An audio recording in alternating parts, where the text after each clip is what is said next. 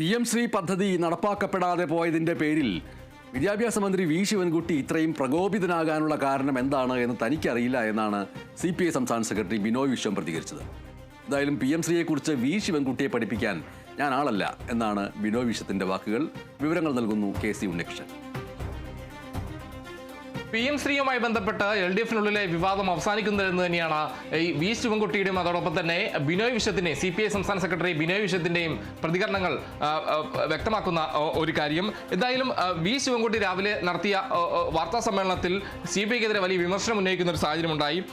പദ്ധതി മരവിപ്പിച്ചത് ആരുടെയും വിജയമല്ലെന്നും അതോടൊപ്പം തന്നെ ഈ SSK ഫണ്ട് നഷ്ടപ്പെട്ടാൽ തനിക്ക് ഉത്തരവാദിത്വമില്ല എന്നൊരു കാര്യം കൂടി ഇന്ന് വി ശിവൻകുട്ടി രാവിലെ പറയുകയുണ്ടായി. അതിന് മറുപടി എന്ന രീതിയിലാണ് ഈ ബിനോയ് വിശ്വം CPI സംസ്ഥാന സെക്രട്ടറി ബിനോയ് വിശ്വം രംഗത്തെത്തിയത്. ഈ വി ശിവൻകുട്ടി ഇത്രയും പ്രകോപിതനാകാനുള്ള കാരണം എന്താണെന്ന് തനിക്ക് അറിയില്ലെന്നാണ് ബിനോയ് വിശ്വം വ്യക്തമാക്കിയ ഒരു കാര്യം. ഈ PM-ശ്രീ പദ്ധതിയുമായി ബന്ധപ്പെട്ട് വി ശിവൻകുട്ടിയെ പഠിപ്പിക്കാൻ താൻ ആളല്ല എന്നും CPI സംസ്ഥാന സെക്രട്ടറി പറയുന്നു. ഇത് പഠിപ്പിക്കേണ്ടത് CPIM നേതാക്കൾ തന്നെയാണ്. കൂടാതെ ഈ പദ്ധതിയിൽ നിന്ന് പിന്മാറിയോ എന്ന് CPIM പറയട്ടെ. കൂടാതെ SSKയും PM-ശ്രീയും തമ്മിൽ അത് രണ്ടും ഒന്നല്ല, ഒരു പദ്ധതിയല്ല, രണ്ടും കൂട്ടിക്കെട്ടുന്നത് RSS രാഷ്ട്രീയമാണ് എന്നും ബിനോയ് വിശ്വം പറയുന്നു. കൂടാതെ ആര് പ്രകോപിതനായാലും ഈ ഘട്ടത്തിൽ താൻ പ്രകോപിതനാകാനില്ല എന്നും ബിനോയ് വിശ്വം കൂട്ടിച്ചേർക്കുന്നുണ്ട്. എന്തായാലും RSSന്റെ വിദ്യാഭ്യാസ അജണ്ടയാണ് PM-ശ്രീയിലുള്ളത്. അതോടൊപ്പം തന്നെ ഈ ഫണ്ട് കിട്ടാത്തതുമായി ബന്ധപ്പെട്ട് ഫണ്ട് കിട്ടാത്തതിന് താൻ ഉത്തരവാദിയല്ല എന്ന് പറയുന്ന ശിവൻകുട്ടിയോട് എന്ത് പറയാനാണ് എന്നാണ് CPI സംസ്ഥാന സെക്രട്ടറി ചോദിക്കുന്നത്. ഏതായാലും ഈ PM-ശ്രീയുമായി ബന്ധപ്പെട്ട് വിദ്യാഭ്യാസ മന്ത്രി വി ശിവൻകുട്ടിക്ക് മറുപടി നൽകുകയായിരുന്നു CPI സംസ്ഥാന സെക്രട്ടറി.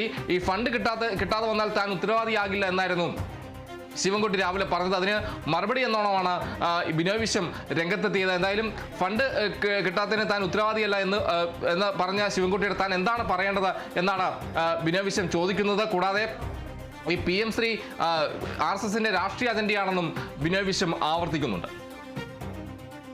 ശരി, തദ്ദേശ നിയമസഭാ തെരഞ്ഞെടുപ്പുകൾ നടക്കാനിരിക്കെ യഥാർത്ഥ ഇടതുപക്ഷം ആരാണ് എന്നും ആ യഥാർത്ഥ ഇടതുപക്ഷം ഫാസിസത്തിനെതിരെ പോരാടുന്നവർ തങ്ങളാണ് എന്ന് വരുത്താനും CPI ശ്രമിച്ചുകൊണ്ടിരിക്കുന്നു. ആ ശ്രമം അങ്ങനെ വിട്ടുകൊടുക്കാവുന്ന ഒന്നല്ല.